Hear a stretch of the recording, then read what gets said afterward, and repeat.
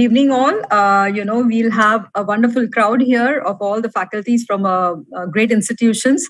So I welcome you all on this very wonderful evening. And this is going to be an insightful webinar by Dr. Sushil Sharma, who is, who's kind enough to join us today over here.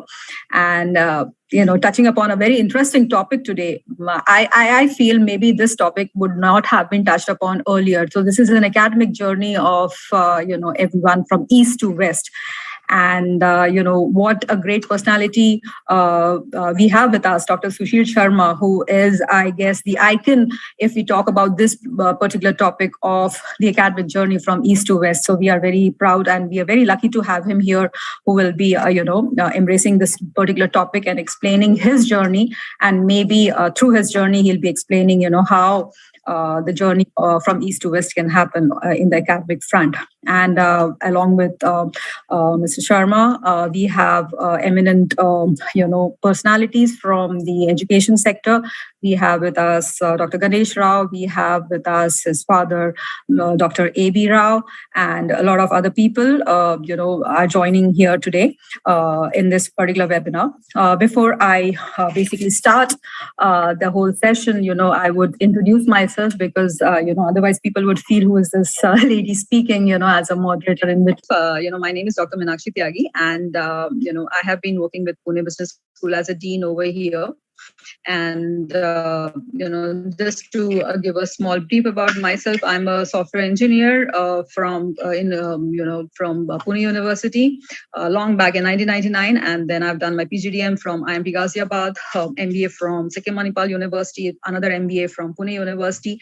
And I have been, into kind of a leadership work with academics and industries, essentially with a lot of verticals combined with an international experience in US. I worked there for 2.5 years. So it's been a journey of 11 years in IT, HR, business administration, academics, experience in teaching, MBA, PGDM, engineering colleges, and so on and so forth. Well, that's a little brief. I just told about myself. But this is a great initiative which has been taken by AIMS, which has been instrumental in getting all these webinars on the, highlighting a lot of issues, a lot of developments on the management front for the Indian management colleges. So just to give you a brief about Association of Indian Management Schools, AIMS body, it is an official representative of Indian management schools in India, as well as some of the important international forums also over here. It is essentially a non-profit making society registered under Karnataka Societies Registration Act of 1960. It is an independent networking body for professional development of management education in India. AIMS has always taken pride in having nearly 600 top-class institutes like IIMs, ISBs, ASCIs, Xaviers, Wellinkers, and so on. To give you a little brief of how AIMS body was formed, during 1988, a national conference of heads of management institutes in India was held in Indian Institute of Management, Bangalore, and it reviewed the status of management education. And that time, management was, just started. So it reviewed the status of management education as obtaining at the point of time in the context of policy implementations, which was arising due to the National Education Policy of 1986. So they said we need to have certain body, impact-making body rather, to have, look into the issues and the development of management colleges. And that is where this body was formed, which is called as Association of Indian Management Schools, AIMS. And it has been instrumental in doing a lot of work for the management colleges. Just to name a few, it has, done a major activity in annual management education convention. It selects a main theme for, the interest and relevance of current management education. You might know ATMA exams, which has been held by AIMS test for management admissions. It is a national level test, which is a highly credible and comprehensive test like a CAT, MAT, CMAT, and also recognized by AICT and Ministry of Education. And it is also instrumental in financial assistance to a lot of member institutions who are part of AIMS. AIMS has done a lot of work on the research and innovation as front also. And definitely this webinar has been organized by AIMS, which is highlighting a very interesting topic, as I said, the academic journey from east to west. So for this particular topic, and to highlight a lot on this particular topic, we have with us Dr. Sushil Sharma. I welcome Dr. Sushil Sharma. Just to give you a brief about him, because I think 1 hour is enough for me to keep explaining about him, but then I would rather sum it up in few words. So Dr. Sushil Sharma is an associate provost and chief research officer at Texas A&M at Texarkana.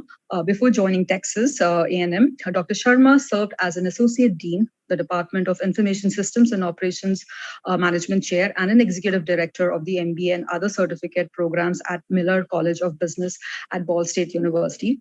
Dr.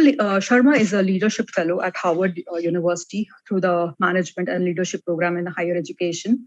Dr. Sharma also has co-authored, co-edited 14 books and published over 350 referred research papers in the most reputed national and international journals and conference proceedings.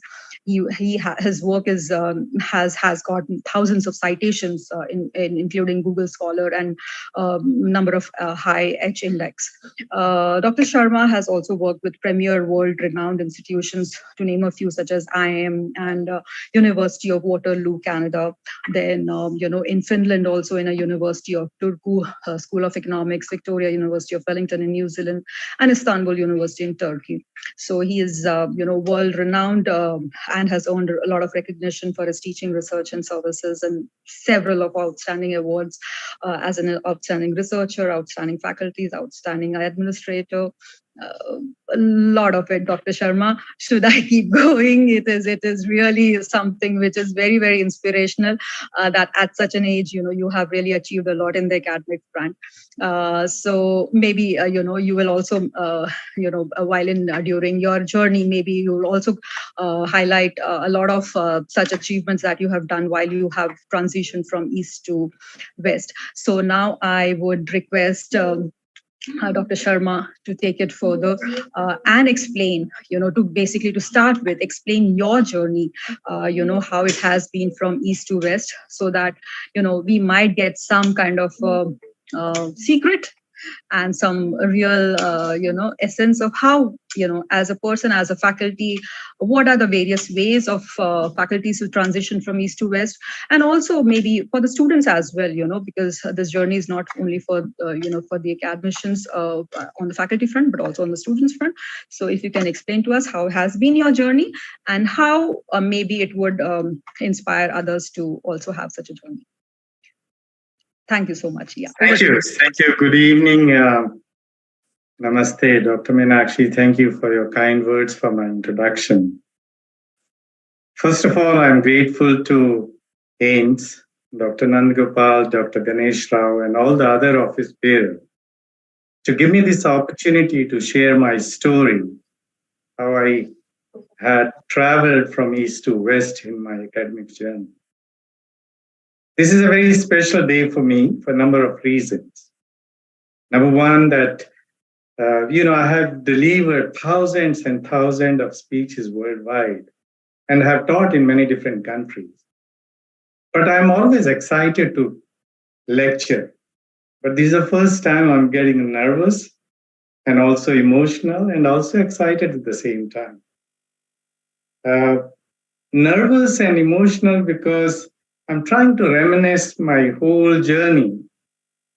And I'm sure this journey would be very much similar like many of yours. But it throws those flashes of memory. And also within the constrained time, I wanted to pick some of the key highlights of my journey. So I hope this story would be very similar with many of you, and I'm sure it may evoke same emotional feeling in you too. First of all, I'd like to pay tribute to Dr. A.V. Rao, my mentor, philosopher, and guide. I started my academic journey in Pune. I was Dr. Rao's doctoral student. And he taught me many, many things. So Dr. Rao, many, many happy returns of the day. I understand this is the 85th birthday for Dr. Rao. And I'm Great. sure there will be many, many. Dr. Rao has also achieved a very rare landmark that he has been in academia over 60 years and have touched lives of so many thousands and thousands of people. Can I just interrupt for a second? Can Dr. Sunil also pin Dr. A.B. Rao's photo right now so that everybody can see? I'm having a blank screen over here. And maybe if I can ask from Dr. Sushil Sharma, if I can have Dr. A.B. Rao also have just one word or few word on you also, and also his thing right now, because you just mentioned and he has a birthday. That's very an interesting thing, and he is here. He's normally not on any of the webinar ever. So can I have the liberty of ask, just 2 words from him also? Was I audible? Dr. Ganesh Rao, can I have? Yeah. Yes. Yeah. Yeah, please. Yes, sir. Many happy returns of the day, sir. Thank you very much. I'm indeed very, very glad today to hear and to know very clearly about the remarkable achievements of my distinguished personality student, or doctoral student, many years back. His zeal and enthusiasm and his earnestness has brought about all this. And he is still working very much in a very focused manner on very many important issues and research. The advanced aspects of research that is now carrying out is something remarkable which all of us will have to note. And I'm very glad that this trend will proceed further and further to bring him great laurels and satisfaction. Apart from laurels, his own satisfaction and our appreciation both will go together to synchronize with the activity of his mental and other faculties that are in sharp ascent and achievement oriented. Well, I would wish him all the best for in future, for all his great achievements and would be achieved. I'm really proud to hear about the distinguished personality who has been my very dear student all along. Thank you very much. Thank you. Thank you, sir. Thank you so much. Thank you. Thank you very much, Dr. Rao. Your words means a lot to me. And as I said, that I'm still your student. The virtues that you imparted and you inculcated in me of truthfulness, targeting for the excellence, and humility, I hope I'm continuing with those. And again, once again, many happy returns of the day. And words would never be enough to pay tribute to all your blessings. Thank you very much. Thank you very much. So my academic journey, let me see if I can, as per Dr. Meenakshi, she gave me 30 minutes to cover and then probably leave another 30 minutes. The time is all yours, sir. I was born and brought up in hills, Halampur, Dharamshala region. I don't know how many of you have ever been in that part of the world. It's gorgeous. If you ever get a chance, do travel. I read a book when I was in elementary school, in primary school. I'm sure many of you may have read that. And the book is called Shepherd Boy. I'll give a little bit highlights of this book, and it may reminisce your memories. This boy, Shepherd Boy, was with his dad on top of the hill. And in his school, he read about the world. And he came back and stood on the hill and said, "Dad, what is the world? Is this what I can see with my eyes? Is this the world?" And his dad said, "Well, I never have been to the school. And to me, it looks like this is the world, all what you can see from your eyes. But some people told me that there is some part of the world beyond the hills and mountains that you can see from it." And the boy said, "So if I have to go there, what do I need to do?" And dad said that, "Well, Again, I have heard that one, you have to educate yourself. You have to know there are trenches, there are rivers, there are forests, there are a whole lot of challenges that you have to face. You have to go across those hills, across those mountains. So you need to have a knowledge. You need to be strong. Only then you can go. But do one thing. If you ever try to go on the other side of the hills and mountains, do come back and tell me if how the world looked like. So this Shepherd Boy's story goes as a book in a long way, and I'll come back to the story later. But that motivated me a lot when I read that book. And I'll cover some aspects later on as I share my story. I did my undergrad and grad in engineering, and then completed 2 doctoral degree programs. I started my academic journey from Pune, believe it or not. I was an adjunct faculty at Bharati Vidyapeeth, Symbiosis, and several others, which I did not put the names here, because these were the 2 where I started my academic journey simultaneously. Then moved to IIM Lucknow for 10 years. I have been a visiting faculty in other IIMs and IITs, a number of different institutions in India. Initially, when I joined academia, I didn't know what academia is all about. But somehow I got in touch, and Dr. Rao has guided me that one of the way you can express your ideas is through your writing, whether writing a textbook or writing articles. And always be prepared to share your ideas through your writing. So I started writing for popular magazines initially.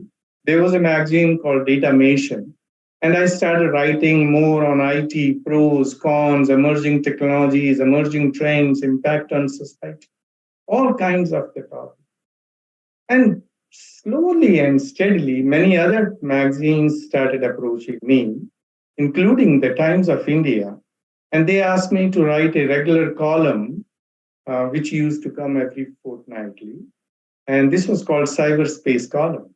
And I would write 1 full page on Times of India, again on IT, emerging technology, impact on society, and what and whatnot.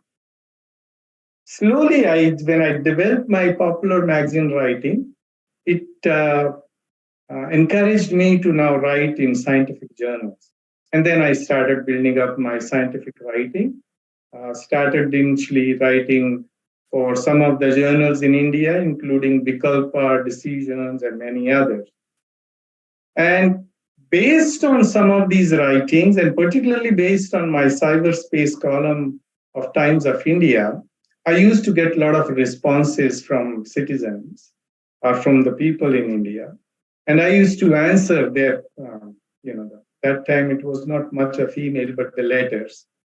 And based on that response, I was invited to feature a discussion on IT by Doordarshan Lucknow. So I did a couple of shows there, basically, again, shared my thoughts and insight how IT is going to lead the world in different directions. And then I was invited to conduct an IT program for senior IAS and IPS officers. And suddenly, when this program went a big success, a lot of these senior IAS and IPS officers who were part of the central government as well as many state governments, they requested me if I could also be on their advisory board, on advisory capacity, as an advisor for helping them for various IT-related projects. Then I started, through that process, I started interacting with many professionals coming from the World Bank and USAID, because they used to fund many of these projects in India. And whenever there used to be some meeting, I used to get invited and share to understand what they mean in terms of some of their projects or some of their IT-related projects, and also propose from Indian side how we can negotiate some of those kind of projects. That again led me to, I used to work almost 18 hours, both at IIM Lucknow as a professor as well as an advisor to the government. And during this interaction, when I started meeting with a lot of people coming from the North America, Canada, US, and when I found that I'm able to share very confidently and also able to make a difference in negotiation, it motivated me. Why not I get some experience, international experience, get out of India? And that was a time when I started approaching some different universities if I could get a short assignment. And I was lucky enough again to get an assignment in University of Waterloo, Canada. Came there, worked there almost for a year. And then since I was on leave, I went back to IIM Lucknow. And during my process, during my stay at Canada, I attended a couple of conferences in the US. And when I made presentation as a follow-up later on, a lot of faculty from different schools contacted me. They liked my presentation. And if I'm thinking for making a change in my life, they would be happy to consider for the faculty position. So looking at the response, I got appointment in 6 different universities before I came back to India. And then it was a big risk and step for me. I had a good job. I had a good, work experience with the government. And all of a sudden, I had to uproot my family and take to the new world where I knew nothing or I knew no one.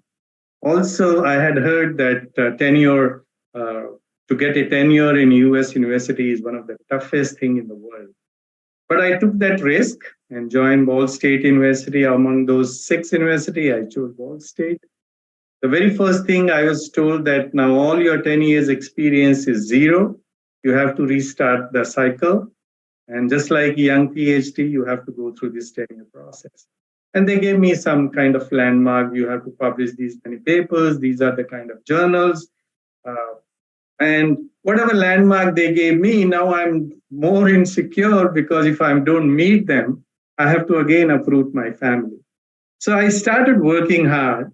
In fact, I used to go to office 8 to 5 and after 5 come back and meet my family obligation till 9:30, and then go back to office at 9:30 and used to work till 2 in the morning. And during that process, whatever landmark they had given me, they had told me that I had to publish 10 papers in 7 years, or 6 years, 7th year is the tenure. And just to be extra careful, I published 38 papers out of their list. So in the history of the Ball State, they made an exception and promoted me for associate professor in the 4th year, got tenure, and also they requested me if I could be a department chair. And then from department chair, they requested me if I could be executive director for MBA, and ultimately I became the associate dean. And during this journey also, because I was publishing and my work was getting out, a lot of people started making note of it, and I started getting emails from worldwide through other researchers and scholars. And some of the opportunities opened to spend a sabbatical. So I went to Victoria University, Wellington, Turku School of Economics, Istanbul University, and many more. I taught in Australia, France, England, Singapore, and many other countries. Now currently became Associate Provost and Chief Research Officer. I've been interacting with funding agencies such as NSF, NIH, and others, both as a proposal, as for writing proposal, and also as a reviewer. In fact, recently I had a unique opportunity to meet with many of these funding agency chiefs as a CRO at White House. And it was again a highlight of my career that as a professional, I was invited to interact and meet with them to know more and more about these funding. Recent work I still have been publishing, and my recent work on COVID-19 has been covered by several national and local media channels. So the highlights, if I have to suggest how you can make this transition the way I did, publish, publish, publish. The difference between you and many of the professors at MIT or Harvard or any other, you may be the best teacher or better teacher, but the difference is only the research. If you start publishing your research, your work in the top journals, then whatever degree you have from anywhere, wherever you are in the world, you would be invited for various assignments. And that's how this helped me. My publishing habit at IIM Lucknow. In fact, when I used to publish, a lot of people used to say, why are you publishing some of these? These are not requirements. And people were spending more time on those consulting and also doing executive development program because they used to give extra cash other than the salary. But as Dr. Rao had suggested to me, that at the end of your career, the only thing that you can enjoy is your legacy of your writing, of your research. That's how the world would know you. And that's how I did. I attended, so I suggest that you continue with your research, start publishing, maybe start with a popular magazine and get into the scientific journals and get into the top of the journal. Attend international conferences, do network, and that's where you can get a lot of opportunities for co-working with some of the international partners. Opportunity for moving to West are purely based on research and not on teaching. In fact, as you can see, many of university here for teaching, a lot of lower level classes, they use the PhD students and professors do not get into much in teaching. And many of the top university, even the teaching loads are much low. So my mantras through my journeys to all my fellows and friends, never stop learning. I still read at least 2 to 4 hours every day after my office work. This is based on my own interest. Sometimes it's my subject related and sometimes non-subject related. So my informal learning has gone very, very high. I have picked up a lot of knowledge of other fields through this regular habit of learning. Embrace the change, challenge the known and embrace the unknown. This is exactly what I did. Think of the young 2 daughters and my wife, well settled in Lucknow, knows who's who of India through my advisory role, had all comforts. But then I came to the world where I was asked to start my journey again. And that change was a huge risk, but that's where I learned, embrace the change, challenge the known and embrace the unknown. Even Charles Darwin says that fittest, it's not the fittest who survive, but the one who were adaptable to the change. Also develop never give up attitude. I never studied at Harvard, but there was an opportunity when I taught and lectured at Harvard. Always aspire for the top. And again, through your work, through your research work, through your network, through your, all these grants and other accomplishments, you will get opportunity that you would never think of.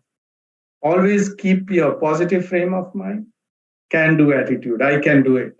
The Ayub Kaka, also you must have read his book that he never studied at Harvard, but he taught at Harvard. And that's how you can think big in academia, that you can teach and work at the best institution in the world. You have to create an urge and appetite to excel, be it 30 seconds or be it 30 minutes. In fact, when I go in a class, I consider that one class of 1 hour or 45 minutes is the last opportunity for me to impart the knowledge, to impress the students, and to create a legacy among the students or motivate them for the lifelong. So I don't consider one semester, it's one class. So each class there should be urged that is the class which I want to excel. Never underestimate your potential. You can always do the best. Now, since I'm in this part of the world, to my all fellow friends in India, there are a lot of opportunity for collaborations, not only with our school, but any school in the US. There are a lot of opportunity for developing exchange programs, short-term, long-term, faculty, student. Some students can come during the summer for a few weeks. They can have a showcase of American education experience. Faculty can come here and go through this academic experience as a faculty here. In the beginning, we can always have some virtual sessions, whether these are talks in the classrooms, or even later on, we could go and co-organize conference and events and seminars. So there are a lot of opportunities, and a lot of US or North American university encourage, or they are always keen to have partnership with Indian schools or Indian universities. Many times this question is asked, accreditation. Here, every university wants to go for accreditation. Every school within the university wants to go for accreditation, or even the departments wants to go for the accreditation. This is a great thing to have it. The question is which ones? And there are so many floating, so at times you have to pick the right ones. There are a lot of ranking and rating bodies. Every university, every school worldwide, they go through that. Some of them are more credible, where criteria is based on some factors like job placement, infrastructure, intellectual capital, business executive, and other deans' perception. But some are kind of nefarious, and many universities worldwide, they use to their advantage whichever they choose. But it's a good thing to have ranking and a rating of your programs.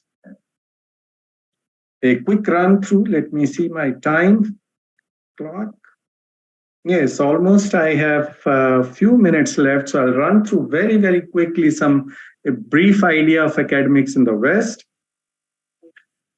It starts right from the doctorate degree program. That's where the major difference between Indian doctoral degree programs and the US is.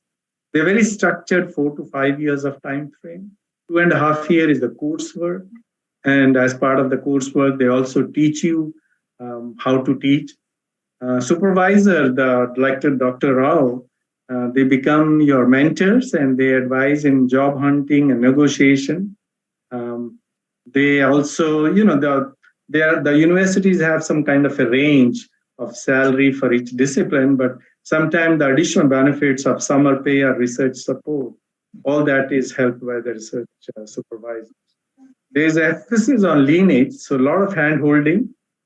I was lucky that Dr. Rao was, he took hand-holding for me. There's a lot of nurturing for becoming a teacher or professor. And they involve also graduate students for grant writing and co-authoring. So you could see that publishing and grant writing and all work, it starts right at the doctorate degree program. Faculty appointments are typically for 9 months. Administrators such as chair, deans, and others are on 12 months pay. Summer teaching is optional. Teach few classes to make money or use grants. Tenure, the process which I went through, typically 6 to 7 years time clock.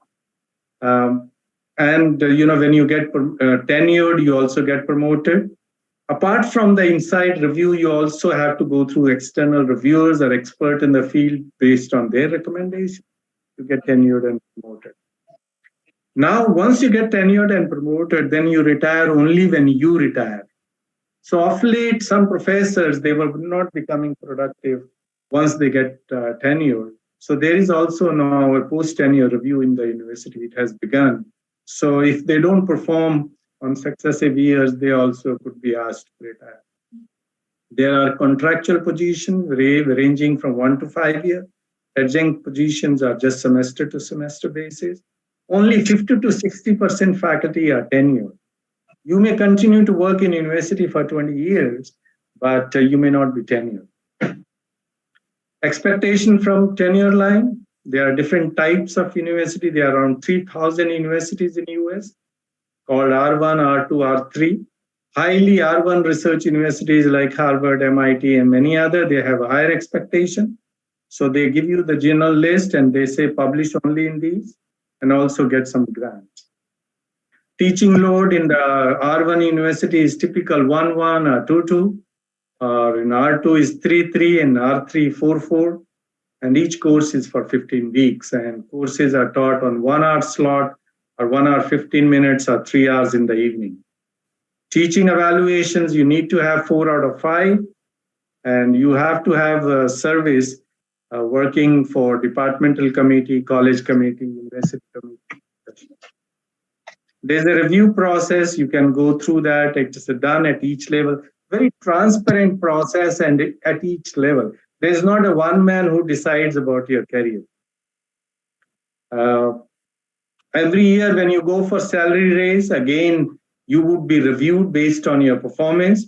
Each professor have a different salary, and the different discipline have different salaries, so there's no standard range. And a lot of salary raises depend upon your merit and your performance. Typically, the time frame for appointments ads are out in September. Interviews are held in October to February. Offers are made between November to March, and you join from August or September. There are a lot of opportunity for all of you to be a part of the Fulbright or many other fellowship programs to join US or North American universities. These are successful pointers for teaching, all of you know. For research, you have to start research early and publish, publish, publish. That's the only motto if you want to be successful in the US. Become a grant writer, because that also gives you visibility. That's how I got introduced to NSF and NIH and many other funding agencies. What happened to the Shepherd Boy? It's a long story. When you read the book, you would come to know. But the last I heard was, in search of mountain and hills, Shepherd Boy has already traveled 14 countries to figure out the world. And the last I heard was that he's going to visit 40 more countries before he goes back to mountain and hills where he dreamt of the world. Thanks for your time, and happy to take your question. Thank you so much, Dr. Sharma. It has been a very interesting journey that you have explained, and I think it was quite an adventurous one in those days, wherein this was not a normal trend of people going to West and establishing their careers. Very few have done that in those days. While this has become a sort of a norm now, but definitely in those days, and you have traveled through so many countries and really did an excellent work in so many countries.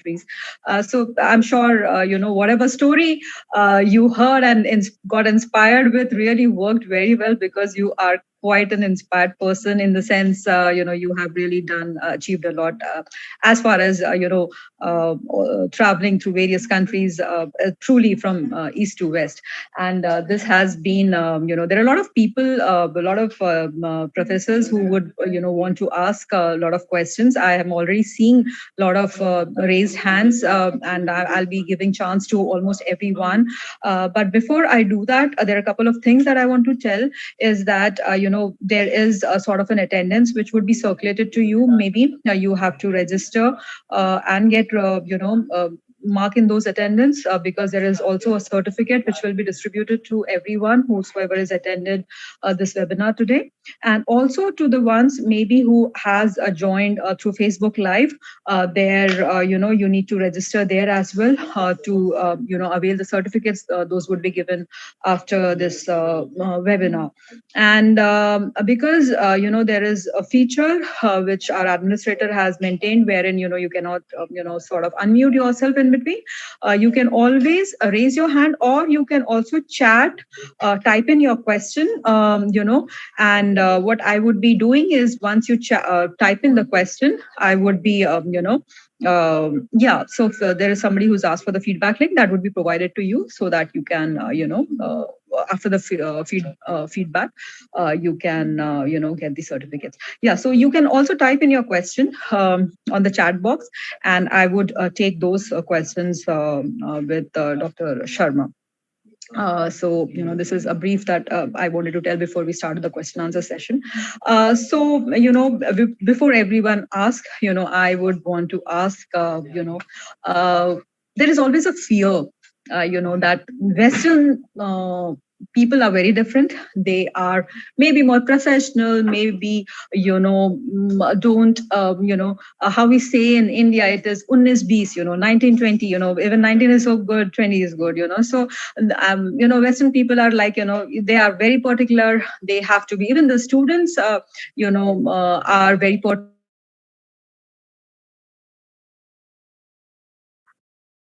You dropped your voice. One second. After a after working through and after giving a lot of thought as to what they want to do, so they are very advanced in their thought process, and that is what comes across when they sit for the lectures, because they're very clear of the topic that they have chosen or the career that they want to choose, so that the kind of interest level of the questions which come are even tough. So considering a very easy kind of sort of, if I can say, an education system which is there in India, how do you feel how different it is over there? How tough maybe, or how easier maybe, either ways, how different it is to teach in Western universities as compared to Indian university? Because this is my personal question, maybe I feel that way, that it might be a bit more difficult, because though I have done in various specializations, I have done my management in different specializations. I come from an engineering background. I'm coming from a management background, a lot of different backgrounds. Still, I feel that maybe I might not be at that par with the kind of knowledge level which is required. So, is that just my thought? Maybe My reaction to this is that each education system has its pluses and minuses. I think the Western education system is based on clarity of expectations, both from the professor as well as from the student. And they get defined very clearly in the course outline or syllabi, and they stick to that. So rubrics of evaluations are known both end by students and faculty much in advance before the course begins. And also, a lot of teaching is based on the real life examples. A lot of is what we call immersive learning or engaged learning. Theoretical foundations are taught, however, they are related through project and assignments with the real life application. So it's a very different, and also since there's a continuous evaluation system, every few weeks you teach few chapters and then you try to assess how they have grasped it through these assignments and quizzes and exams. So it's a very different, it requires a different approach, different mindset. And for American students, this is how it begins even at the school level. When my daughters started their schooling here, they went through the same school system and they have standardized a lot of things. Oh. High school here is called 4 years. 9th, 10th, 11th, 12th is called high school. And they use 9th as a freshman, 10th as a sophomore, 11th as a junior, and 12th as a senior. The same terminologies are used for undergraduate. Freshman, sophomore, junior, senior. Here, the people don't talk about that I'm in first year or second year, because you can also you have the opportunity to do a lot of college courses in the school level. So you can actually knock out 2 years of college courses while you're in the high school. So you go by standing. I have a junior standing or I have a senior. Same way you can transcend across the disciplines. And you can also, in fact, after an undergraduate degree, if you have a good record, you can directly get into a PhD program, or you can get into the master program. So the systems are different. I'm sure the Indian systems are also evolving, what it used to be 40 years back, 50 years back. And I'm sure they will come closer to each other based on these globalization. Right. Yeah, maybe with the new education policy, there are a lot of amendments which have been done, which is sort of kind of suiting the Western education system, wherein we can do multiple degrees also, at the same time, which was not the case because, if you are a super intelligent person, you don't have to restrict to a particular degree. You can do multiple ones at the same time. So, there has been a lot of questions that has been floating around. The theme of couple of questions is the same, wherein they're wanting to know if you can list out the possible universities, where a person can do a postdoc or where the person can apply for teaching, So they maybe want a ready answer, which one would be the ones wherein, it would be very convenient for them to do a postdoc and also So let me clarify here. Many people misunderstand that postdoc is a degree. Postdoc is not a degree. Postdoc is a position to work with some of the researchers on the other end. So if I am a professor and I have the grants, which in the past I used to have, currently I head the grants office and provide grants to my faculty internally. But if I am a researcher and have some grants, I can invite anyone as a postdoc to work with me on some of those projects. And at the end, we would, certify, or we would give a certification of postdoc. But postdoc is not a degree where you have to do any coursework, etc. It's basically working with some professors. Correct. A lot of R1 universities, they are having a lot of funds, and they have a regular open position as a postdoc. And some universities also create postdoc position depending upon the funds availability. So I don't want to name few. You can say if you take all R1 universities, public universities, they are your target. You can get in touch with some of, use your network. I would be more than happy in offline to share my thoughts, which university would be a kind of your targets based on your interest area. I'll be more than happy to it. So postdoc positions are one way to come to US. And others are the exchange programs. You can, if you can self-fund through Indian, either through your own college or university or some through Indian agency for a month, for a 3 month, you can visit any university. You can be, again, experience this US or North American academies.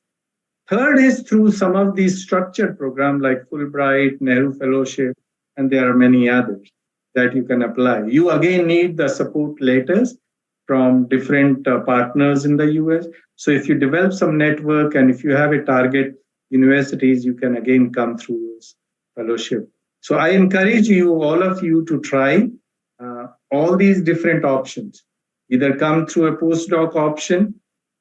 Not every university will entertain the postdoc because, as I said, it's based on the funds availability.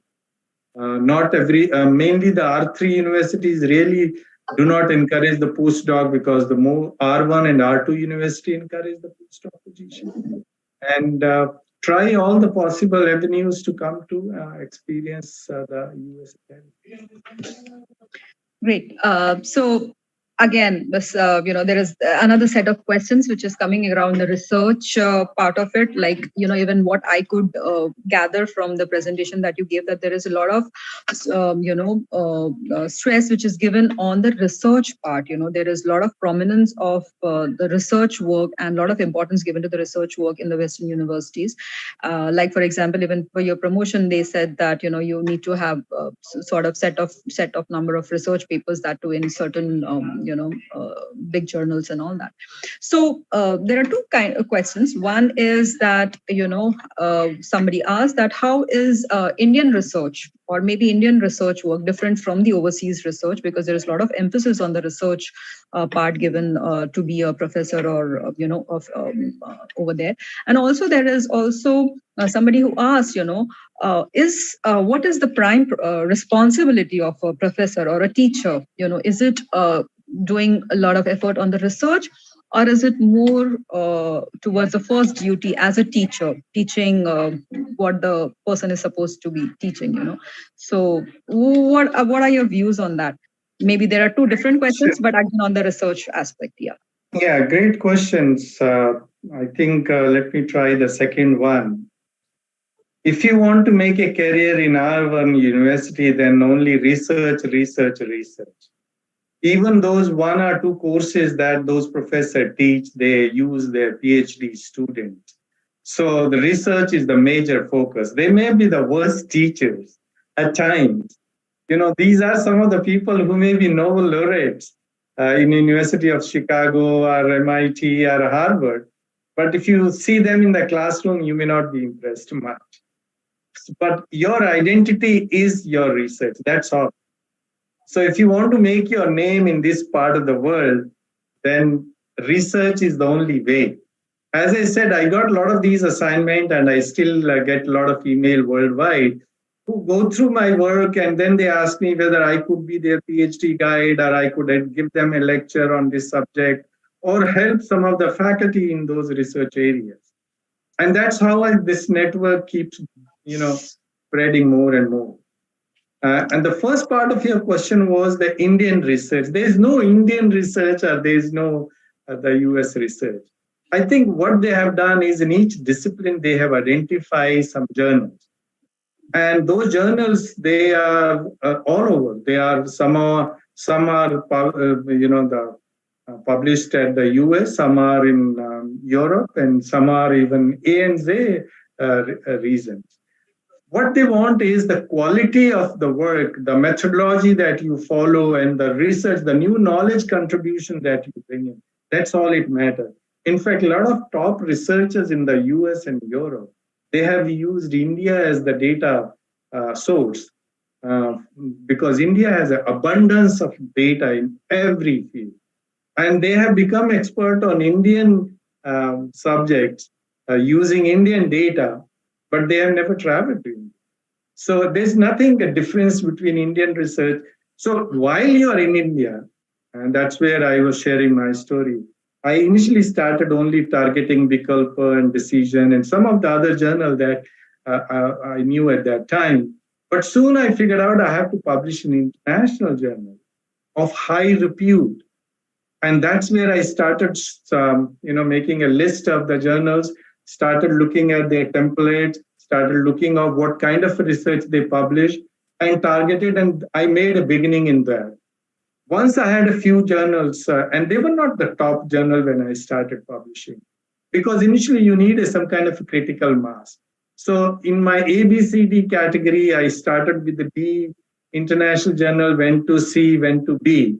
And after I I migrated to US, that's where the university asked me to publish in a journal. And by then I was tuned up to go from one level above. So research is the only your ID. So research is the one. And well, you said there is no difference between Indian research and Western research. Maybe the question meant was there are a lot of jugaad which can be done in the Indian research, whereas there is no jugaad in the Western research and I guess now even Indian universities are catching up to that.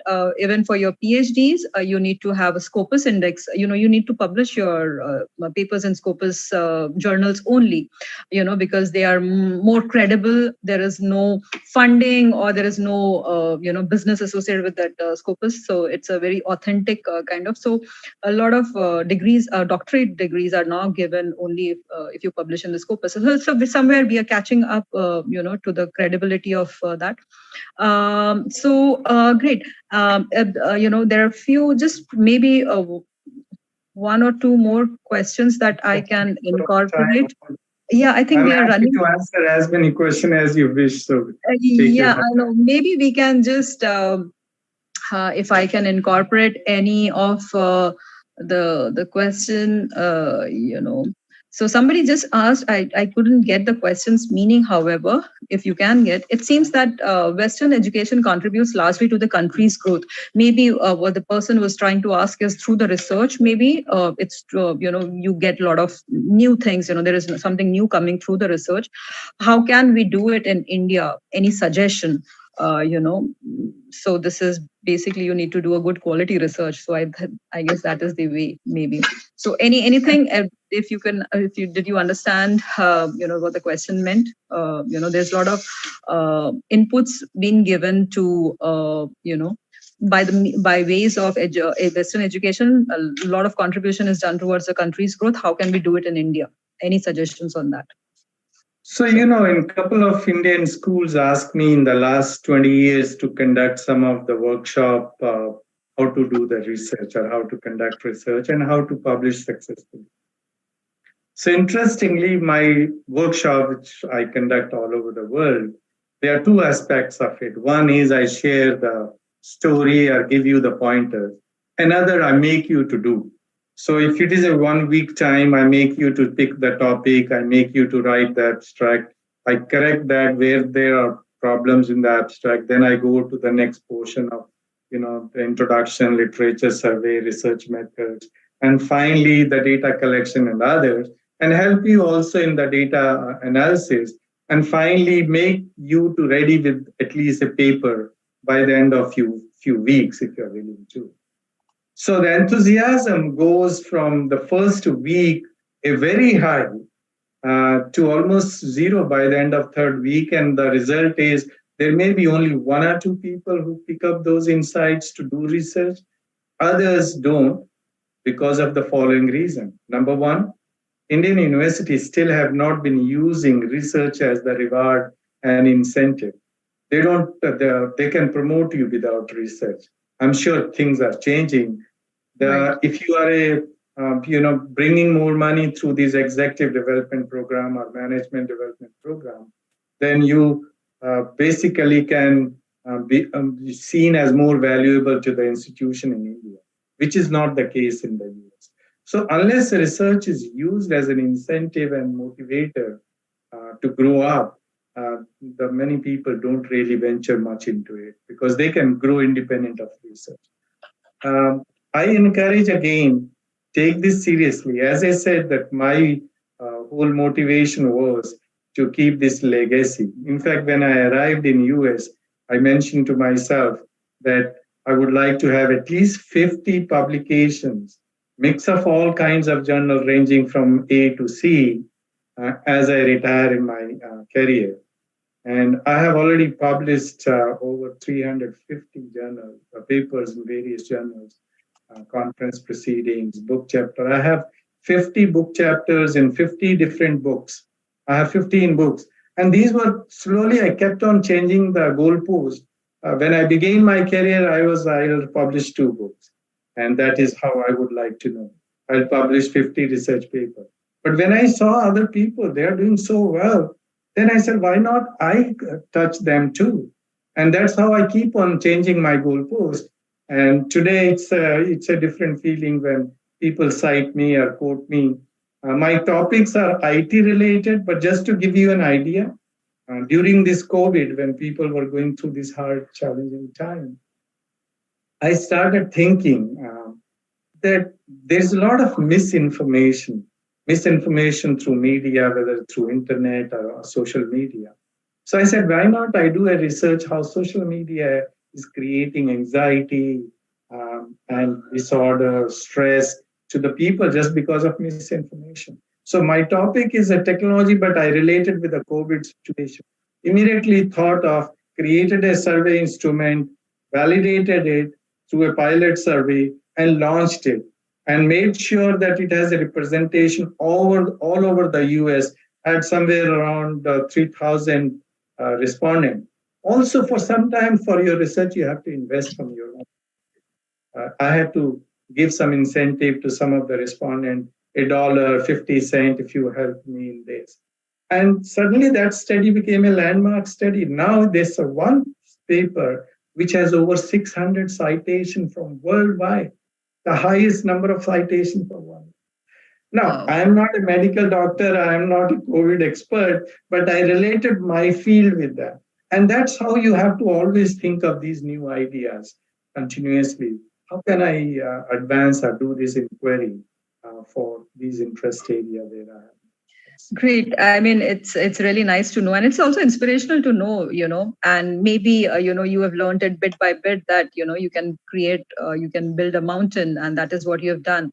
Well, it is almost, we are running out of time, and just, somebody just mentioned that, it would have been very, very early for you to get up in the morning because it's a huge time difference that we have. So I assume you would have got up at 4:30, and, it would be really a tough task to, I mean, I just completely, didn't realize the fact that it would be very difficult. I have become habitual of such thing when I speak to the different time zone. Last week, I was asked to speak to the audience, and that was 1:30 in the night, which went from 1:30 to 3. This was not bad because usually I get up around 4:30.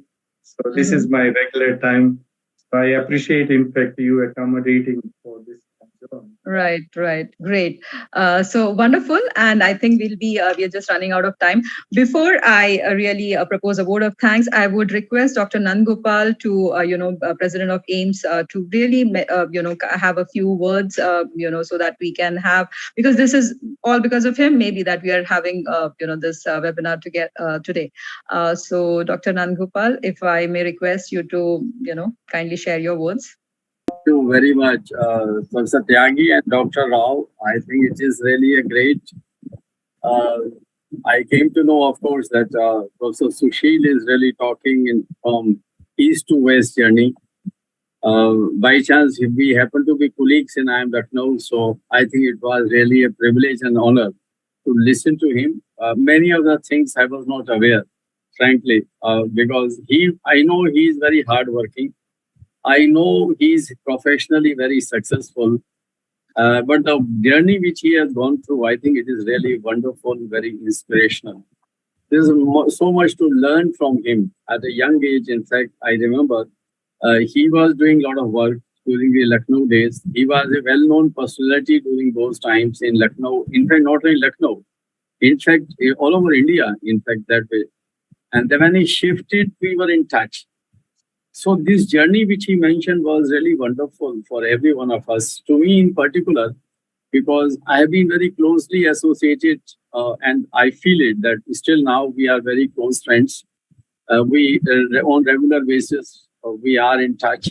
But this side of his life, the way he has moved, the way he has worked, I think was not so much known.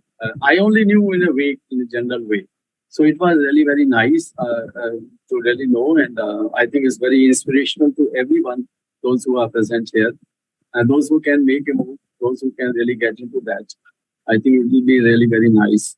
Thank you, Professor Sushil. I think to AIIMS, you have really done very wonderful part, because we, a community, in fact, of mostly academicians and the business schools, as you know it, this will be something which people really can take and can also follow. As you mentioned in your initial talk, Shepherd Boy, I think quite a few of us, of course not at my age, we also see it, or it is no age at all, but still they see behind the mountain, there are so many things which are happening. And so many of my colleagues, they will be probably be thinking from that point of view, publish, publish, and publish. That is a slogan, not only, but also in fact, the way we look at the whole Western world looks at the whole academy. I think it's really nice. Once again, thank you very much, Professor Sushil. Very inspirational, wonderful, in fact, and very. Thank you very much. Thank you very much. In fact, you coming and sharing your thoughts is a treat for me. It's a bonus. Reminisces me our old days in Lucknow, and you have been a role model for me. So many of you have taught me a lot of things. Thank you very much for your comment. So nice, really. Thank you very much. Once I came to know that you are here, then I'm sure it's really nice. I should be there. So nice. Thank you very much. Thank you very much once again to Professor Tyagi and Dr. Rao to give me an opportunity also to really to say a few words. Dr. Rao, so nice of you. Thanks. Thank you very much. Thank you, Dr. Ratan Sharma. Really nice, and to have your ending remarks, and also it is always very nice to have you in any webinar that you have been with us, So great. So this brings us to the end of the webinar. It was really nice. It was very, very simply put across the hardships or, that Dr. Sharma has gone through and has achieved. And maybe because of that experience, he has so simply, explained this in a very simplified manner as to what we can do. And definitely there has been a lot of messages wherein everybody wants his email ID so that they can, also connect with him personally. So maybe Dr. Sunil would look into it and, try to assist the academician fraternity to help out whosoever wants to, have this path again for himself. So I thank AIIMS for hosting this webinar, because most of the webinars that we have had has been for the students, and this is definitely for the academic fraternity, that this has been very insightful. And I would definitely thank Dr. Sharma for sparing the time. I just, by the end, I realized that it is way early morning that he's got up, and he looks more fresher than maybe I am. So more fresh than I am, at this point in time, but really nice and very inspiring. And he's continuing his journey. Well, he's not stopped. He has miles to go in the research work, and rightly said, research. These are the three key words which have come to the first thing is research, the second thing is research, and third thing is also research. So that is the way forward, maybe for all of us. And as Dr. Ratan Sharma said, publish. So after doing research, we need to publish. And the third thing is from me, publish or perish. So maybe we all have to just publish, or otherwise we might not be, we would be left far behind. Thank you, Dr. Sushil Sharma. Thank you, Dr. Ratan Sharma. Thank you, Dr. Nand Gopal, who has, who was part of it, but may have left in between. Thank you, Dr. Sunil, for organizing all of this and managing the Facebook Live, the YouTube Live and everything. And special thanks to Dr. A.B. Rao, who it is his birthday today, and who is also right from the very start, part of this webinar, very actively listening, because at times I am seeing the video, he's very, very actively listening to each and every word that has been spoken today.